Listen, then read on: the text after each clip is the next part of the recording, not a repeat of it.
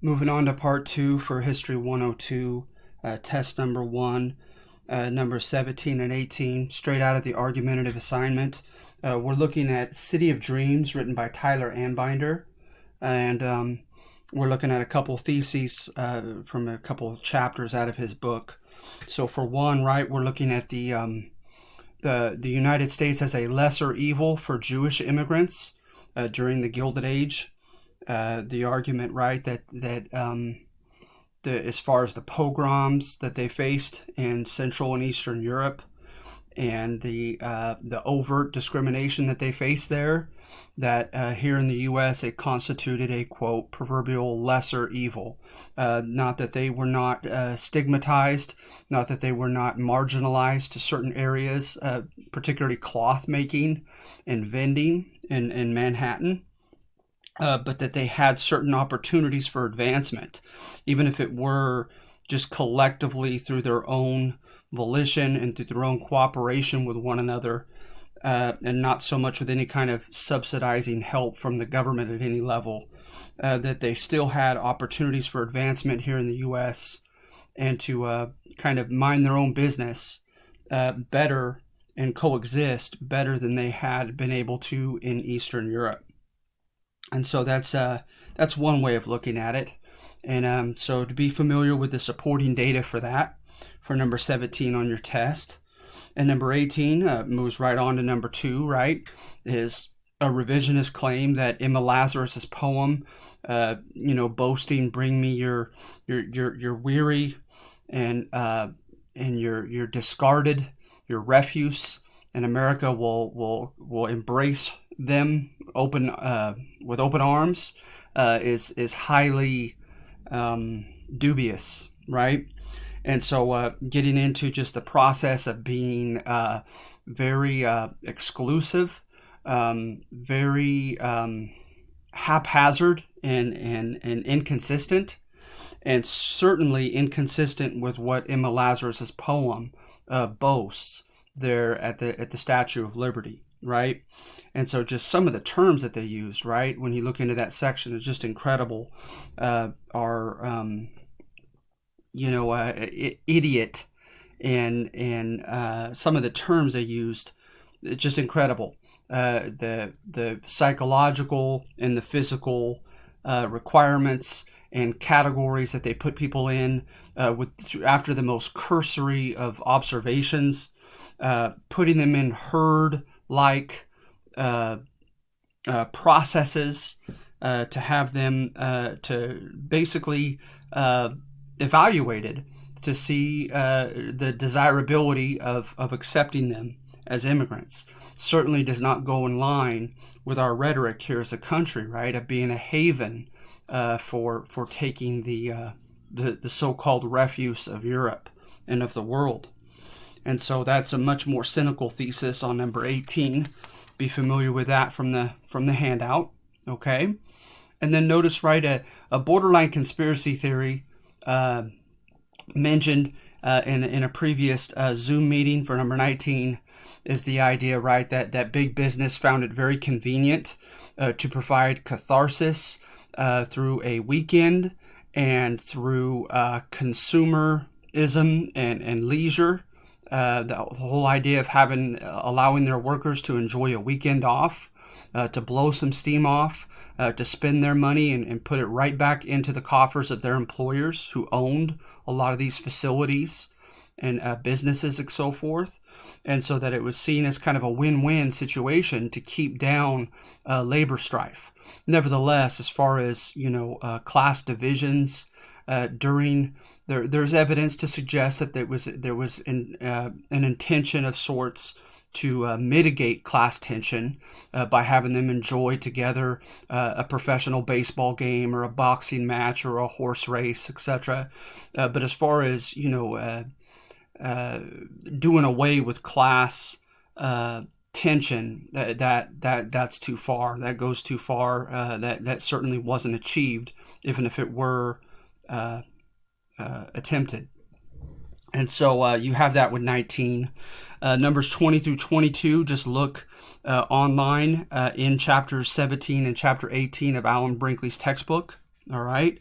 as far as the Titans of Industry and the Gospel of Wealth for number 20, the Machine and Boss Rule, the political machines in the urban areas in the Gilded Age, and Simon Patton and A Different Way of Looking Culturally at Luxury Goods and Leisure for number 22. So just get those right out of the textbook, okay? I don't want to give everything, as you guys have your textbook hopefully by now. And then the last questions pertain to the West. And recall, right, that everything revolved around supporting and refuting Turner's thesis. So with numbers 23 and 24, look for evidence to support Turner's thesis, right? And recall that that's the romantic image of the West, that it remade and that it cemented American identity as founded under meritocracy, that it didn't matter where you were from, what your demographic was, what your family name, how much money you came with, that it was pluck and luck, right? It recast the image in the form of rugged individualism. Whoever was tough enough, smart enough, adaptable enough, lucky enough could survive and thrive in the West. And of course, the idea was that there were dangers as well as opportunities that were relatively egalitarian, that kind of put everybody on equal footing, right? That anyone could equally drown in the Platte or Columbia River, or be attacked by a Comanche Native American, or in the Mandan Mountains, etc. And so, or fall of typhoid fever, etc. And the whole idea of the West, right, and certain time periods and areas in the post Civil War and pre Civil War West, like during the Gold Rush, etc., in which there was a bit of a state of anarchy, right, where the Northwest Ordinance was not carried out effectively, and they literally lacked law and order. So we talked about the mining towns, the cow towns, right, and certain areas where they kind of lacked legal jurisdiction for a while. So all that runs into that rough and rowdy Turner thesis of the West, right? And then, of course, you have Marxist theory that begs to differ with this, and it states that no, wait a minute, big money has always prevailed over smaller capital, and the West was certainly no exception to that rule. And so we talked about the mechanization of production, right, and with farm equipment, the mechanical reaper and thresher and harvester combine, the pneumatic and hydraulic drills for mining, those who could buy the most acreage and barbed wire off the land and buy the most cattle and have the political capital to get rebates with the people at the nearest train depot, ways in which those with big money prevailed against those who did not have such. The Muscle Slough incident in California history, right, where the squatters came and were granted squatters' rights by a local judge, but little did they know that the Kansas-Topeka Railroad was coming through, and they were given federal subsidies to that land, which, of course, gave them precedent over a small judge's decision to hand it over to the squatters. So the squatters refused to leave, and they fired upon the marshal and deputy, and they had to be taken off the land by force by the railroad magnates who had a lot more political connection, political capital, to kick the smaller squatters off that land. As a case in point, right? Howard Zinn gets into the subsidies that big businesses received, right? Going from at least the time of Alexander Hamilton. If what you were doing for the economy, if the federal government decided that it was good for the country as a whole, they would subsidize you and help you out and give you a huge leg up over your smaller competitors. All right. Then you have post-civil rights movement historiography of the West, right, against Turner's thesis, and that which begs to differ with the equality of opportunity assertion, right, and says, well, what about clear evidence of discrimination against certain ethnic groups? And of course, the few ethnic groups that we focus upon are the Hispanics or Latinos, the Asian Americans, as well as Native Americans, right? And so with the Hispanics, You have plenty of Chicano history to illustrate evidence of just overt discrimination, getting around the Treaty of Guadalupe Hidalgo, and not making good the promise to protect the life, liberty, and property of of Mexican Americans for whom the border had crossed them in 1848. Of course, the evidence in gold rush history books and documentaries against Hispanic miners, right, and resentment and claiming that they had won that land from them fair and square in the Mexican-American War, and that the resentment of those from Sonora and Sinaloa, and those, of course, who were here already as Californios, beating the gringos to the mines. And you have evidence of a lot of strife through the newspapers and writers of that time period, right, and the traditions of the Hispanic folklore of fighting back, right? You have evidence of them fighting within the system, like the Esteban Ochoas, the mayors, and the Armijo family and others in New Mexico who did well economically and continued to run for office politically and successfully, and to fight for their fellow Hispanic constituents.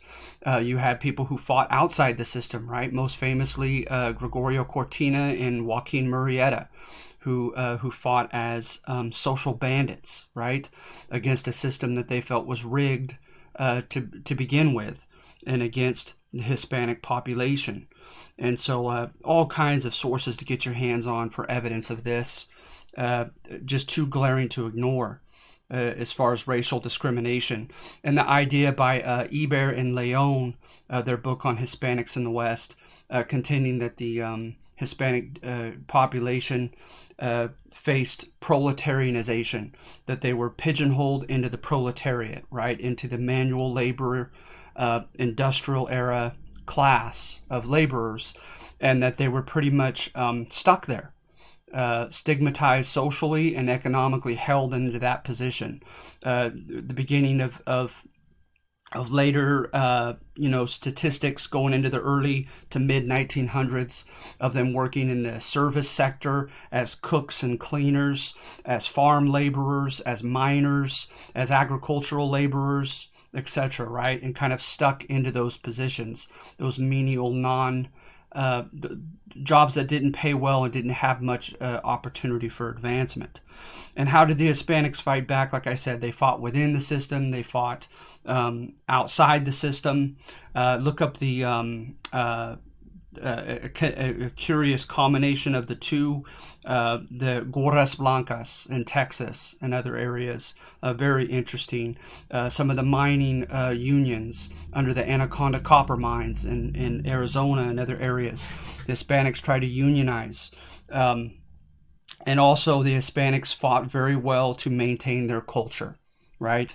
Then with the Asian laborers, you have the classic, the classic twofold stigmatization that they faced, that they were unassimilable, that even if they wanted to, they were unable, they were too foreign and different as East Asians to assimilate to things American, and that they also were taking people's jobs because they were seen and they were stigmatized by Crocker and the people of the Union Pacific Railroad and others as being the ideal docile worker who did as they were told, were very efficient and quick in how well they worked, and were hence the ideal exploitable laborer.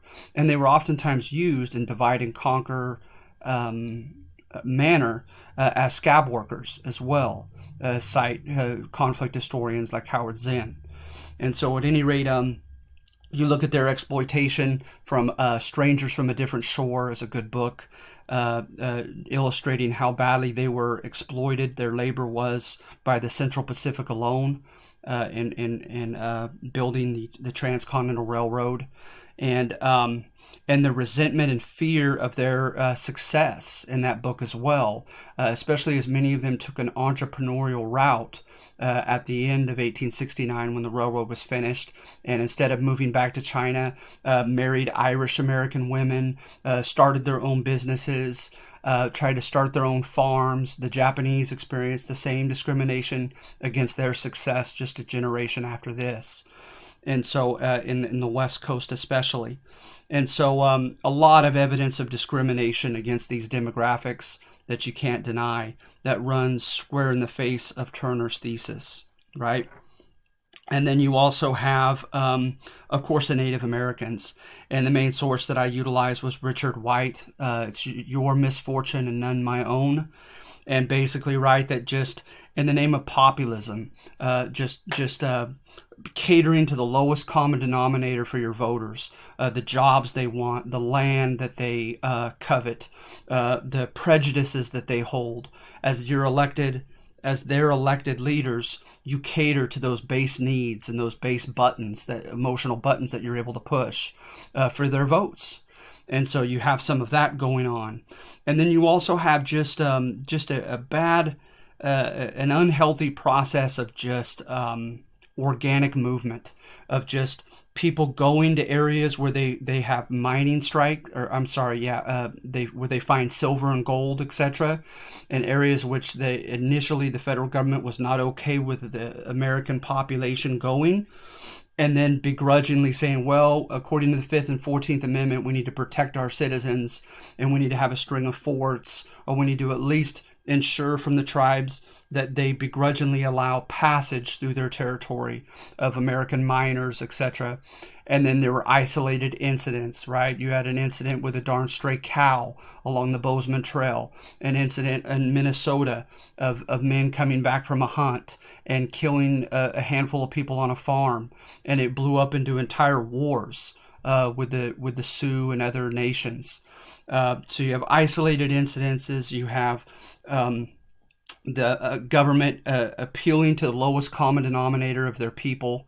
You have organically just things happening in American population, Euro-American population going into Native American territory that was supposed to be guaranteed to the Native Americans. And then you have imposition upon the Native Americans to change or alter the terms of the treaties. And then when that could not happen, you would get the euphemism was treaty chiefs, who oftentimes were not even the legitimate chiefs, to sign, whoever was willing to be bought, basically, and to buy into these treaties.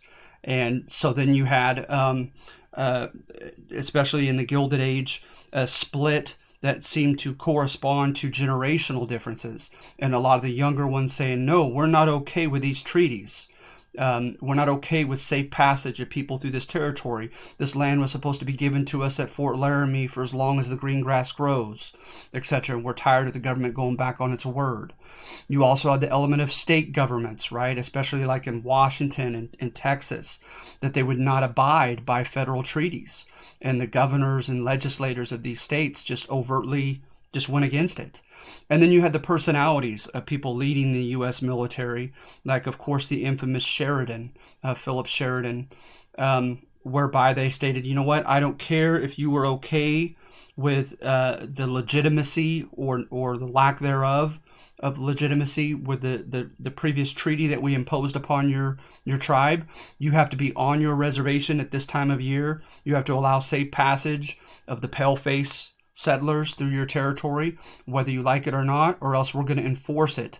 And at certain times of the year, if we find you outside a fort or a reservation at a certain time, we're going to declare you a belligerent and we can shoot you on sight. And then, of course, you have the famous case of George Armstrong Custer and his men, right, at Little Bighorn in Montana in the summer of 1876. So at any rate, just look back at that section, and it's encapsulated in just a couple different questions, namely numbers 31 and 32 on test 1, okay? And everything else comes right out of the textbook. And so I wish you good luck on this. You have any last minute questions, Canvas message me. And I wish you the best on this first test in light of the somewhat chaotic circumstances. You can have unlimited submissions on this first test only. So feel free to take advantage of that and do it by Sunday evening. Okay, I wish you guys well. Good luck, okay? Bye-bye.